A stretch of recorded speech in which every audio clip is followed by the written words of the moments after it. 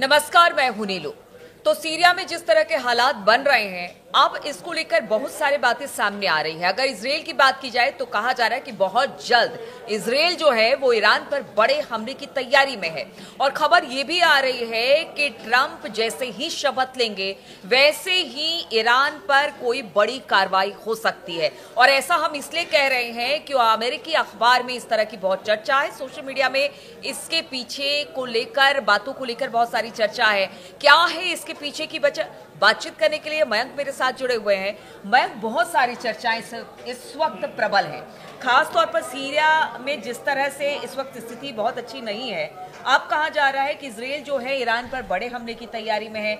Trump आएंगे तो Iran के खिलाफ कोई बड़ा कदम ले सकते हैं। आखिर इसके पीछे, इस तरह की चर्चा के पीछे क्या वजह है? देखिए, इसके पीछे की तीन बड़ी वजह बताते हैं आपको। जो है, एक तो आपने खुद ही जिसका जिक्र किया कि अमेरिका के कुछ अखबारों में, कुछ बड़े अखबारों में इस तरह की चर्चाएं हो रही हैं कि जैसे ही ट्रंप शपथ लेंगे, बताया जा रहा है कि शायद 20 जनवरी को ट्रंप राष्ट्रपति पद की शपथ लेंगे, उसके बाद उनका पहला फैसला हो सकता है ईरान पर स्ट्राइक करना। अब ऐसा कुछ अखबारों में, सोशल मीडिया में इस तरह की चर्चा हो रही है। हम इसके बारे में विस्तार से बात करेंगे। दूसरी वजह, इजराइल ने जिस तरह से सीरिया में हमले किए हैं, दमिश्क के करीब तक इजराइल पहुंच गया है, एयर स्ट्राइक्स हो रही हैं जबरदस्त, और जो है ग्राउंड फोर्सेस अंदर घुस गई हैं, टैंक अंदर सीरिया में घुस गए हैं। उसके बाद ये माना जा रहा है कि क्या नेतन्याहू का अगला मकसद, जब सीज फायर हुआ था तब नेतन्याहू ने यही कहा था कि हम जो है ईरान पे हमले की, मतलब ईरान जो है हमारा फोकस रहेगा। दूसरी बड़ी वजह, तीसरी बड़ी वजह जो मानी जा रही है वो ईरान की तैयारी। देखिए, ये इस तरह की चर्चाएं तो है ही कि जो है अमेरिका कहीं हमला ना कर दे, इजराइल कहीं हमला ना करेगा, हम उसकी बात करेंगे। लेकिन इसी बीच में इस तरह की भी खबरें आ रही हैं। अभी खामेनी ने एक बयान दिया जिसकी हमने पिछले वीडियो में चर्चा की थी। ईरान जो है वो अपने तरफ से बड़े युद्ध की तैयारी ईरान ने शुरू कर दी है, और रूस भी उसकी मदद के लिए पूरी तरह से सामने आ गया है। कैसी आशंका ईरान को भी है कि बिल्कुल ईरान भी तैयार है। देखिए, हम आपको बताएं, जो ये पूरी बात सामने आ रही है कि देखिए, इस सीरिया में जिस तरह से पहले सीज फायर होता है लिबनान और हिजबुल्ला और इजराइल के बीच में, इसके तुरंत बाद से जो सीरिया में अचानक वॉर शुरू हो गया। और देखिए, जिस तरह से ईरान, बशर अल असद वहाँ से रूस चले जाते हैं, और एक प्रकार से देखिए ईरान और रूस जो है उसको एक प्रकार का सेटबैक लगा सीरिया में। लेकिन उसके बाद जो है जिस तरह से खबरें निकल के आ रही हैं, उसमें ये बात सामने आ रही है कि ट्रंप ये चाहते हैं कि किसी भी तरह से ईरान का न्यूक्लियर प्रोग्राम रुकना चाहिए। उसको लेकर अमेरिका लगातार ये कहता रहा है कि इस प्रोग्राम को रोकना जरूरी है, क्योंकि इससे अगर इस तरह से सफल परीक्षण हो गया तो देखिए, हाँ बिल्कुल, आप बिल्कुल सही कह रहे हो। ऐसा बताया जा रहा है कि ट्रंप ने नेतन्याहू से बात भी की इस बारे में। ऐसे सोर्सेस से खबर है, पुख्ता बात तो नहीं पता, जिसमें ये कहा जा रहा है कि ट्रंप ने ये कहा है कि कहीं ऐसा ना हो कि हमारे शासनकाल में, मतलब अगले कुछ दिनों में या कुछ सालों के अंदर जो है वो ईरान एक न्यूक्लियर पावर स्टेट बन जाए।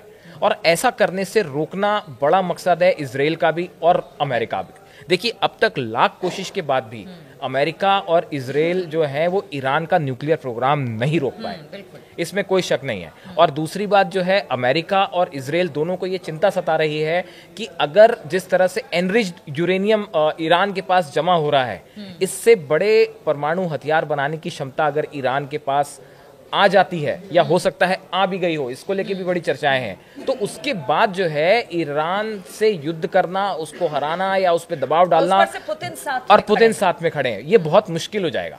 अब देखिए, अभी जिस तरह से ईरान ने हमले किए इजराइल के ऊपर, जो फतेह 1 मिसाइल से हमले हुए थे, और कहा जा रहा है कि शाहाब 3 मिसाइल जो है इससे ईरान ने हमले किए थे, इसके बाद पूरी दुनिया ने देखा ईरान की मिसाइल ताकत क्या है। जब 180 मिसाइल्स कुछ मिनटों के अंदर इजराइल पर फायर हुई, और जो आसमान में जिसके नज़ारे देख रहे थे, सब देख रहे थे, और जो गिर रहे थे, तो उसके बाद जो है ईरान की मिसाइल पावर पे जो है, कैपेबिलिटी पर किसी को कोई अब डाउट नहीं है। चीन की तरफ से समर्थन है, नॉर्थ कोरिया की तरफ से समर्थन है, रूस की तरफ से समर्थन है, तो ये बात तो खत्म हो गई। अब सवाल है न्यूक्लियर प्रोग्राम का। ये बात खामेनी भी अच्छी तरह समझते हैं कि जिस तरह से सीरिया के अंदर इजराइल घुसा है, इसके बाद कहीं अगला कदम ईरान तो नहीं है। क्योंकि सीज फायर के पहले ये बात साफ कर दी गई थी, आईडीएफ की तरफ से भी कहा गया था कि भाई हम जो है ईरान पे फोकस करना चाहते हैं। और उसके बाद अब सीरिया में जो हो रहा है, देखिए सीरिया में तो एक बड़ी विचित्र स्थिति है। यहाँ पे तो अभी ये तय नहीं हुआ था कि अगला बशर अल असद को हटाने के बाद अगला जो है नेता कौन होगा, और सब तरफ से स्ट्राइक हो गई, 6 देश एक साथ वहां पे बमबारी करने लग गए। तो ऐसी स्थिति में अब ये आशंकाएं हैं कि इजराइल का अगला टारगेट क्या ईरान है, और दूसरी चीज हिजबुल्ला जो है, हिजबुल्ला आप देखिए सीरिया अब भी हिजबुल्ला के ठिकानों पर अभी बमबारी कर रहा है। जो सीरिया के इलाके हैं, जो लेबनान के बॉर्डर के इलाके हैं, अभी पिछले 24 घंटे के अंदर कई हमले किए हैं। तो एक प्रकार से देखिए सीज फायर जो है वो है, लेकिन सीज फायर कुछ नाम का सीज फायर ज्यादा है, और उसके पीछे दबे छुपे कितनी चीजें हो रही हैं वो मीडिया में सामने नहीं आ पा रही है। हिजबुल्लाह के साथ तो है सीज फायर, लेकिन जिस तरह से सीरिया में सब कुछ हुआ और इसके पीछे बहुत सारी खिचड़ी पक रही है, सभी देश अपनी अपनी तरीके से मयंक खिचड़ी पका रहे हैं। अब ये समझ में नहीं आ रहा कि सीरिया का क्या होगा, अमेरिका का क्या स्टैंड है, ईरान क्या लेकर सोचता है, इजराइल लगातार हमले कर रहा है।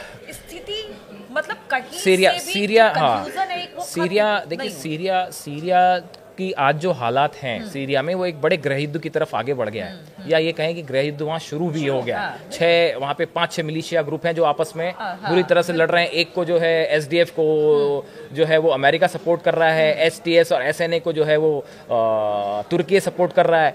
ऐसी स्थिति में यहाँ पे जो है एक बड़ा इसको मतलब मुलाकात हो रही है, दो बिल्कुल देश आपस में बैठ रहे हैं, हाँ, ये जो शांति की बात हो रही है, आप ब्लिंकन और एर्दोगन की मुलाकात की बात कर रहे हैं, तो बिल्कुल ब्लिंकन और एर्दोगन की मुलाकात हो रही है। देखिए ये बड़ी अजीब स्थिति है कि एक तरफ से तुर्की जो है वो सपोर्ट कर रहा है उन संगठनों को जो एंटी अमेरिका हैं, और दूसरी तरफ जो है ब्लिंकन और एर्दोगन मिलके वहां पे उसका भविष्य भी तय कर रहे हैं। तो ये बड़ी अजीब स्थिति है। अब देखिए अब इसमें जो है इस पूरे मामले में खामेनेई ईरान एक बात बिल्कुल क्लियर समझ चुका है, और वो इस बात के लिए तैयार है कि अगला नंबर उसका हो सकता है। हम आपको बताएं ईरान की अगर तैयारियों की चुप्पी साधे हुए ईरान की आप तैयारियों की बात करें जैसे, तो वहां से इस तरह की जानकारी है कि ऑपरेशन ट्रू प्रॉमिस 3 की तैयारी जो है वो वहां पे IRGC जो है उसने वो तैयारियां शुरू कर दी हैं।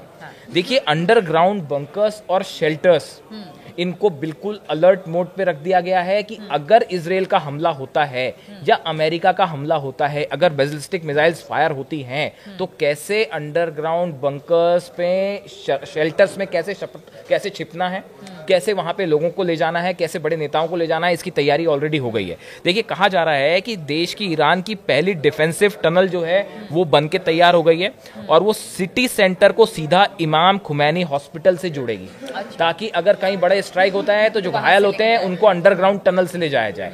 इसके अलावा आप देखिए कि हाइपरसोनिक जितनी बैलिस्टिक मिसाइल्स है, हाइपरसोनिक मिसाइल है फतेह 1 जो हमने देखा था कि इजराइल के ऊपर फायर हुई थी, शहाब 3 इसकी रेंज भी करीब 1000 किलोमीटर से ज्यादा है, एमाद 1 मिसाइल है ये भी करीब 2000 किलोमीटर। ये जितनी मिसाइल्स हैं सब की सब अलर्ट मोड पे हैं ईरान में आज की डेट में, कि अगर एक IRGC की तरफ से और खुमैनी की तरफ से ओके होता है, ये सब दागने के लिए तैयार है।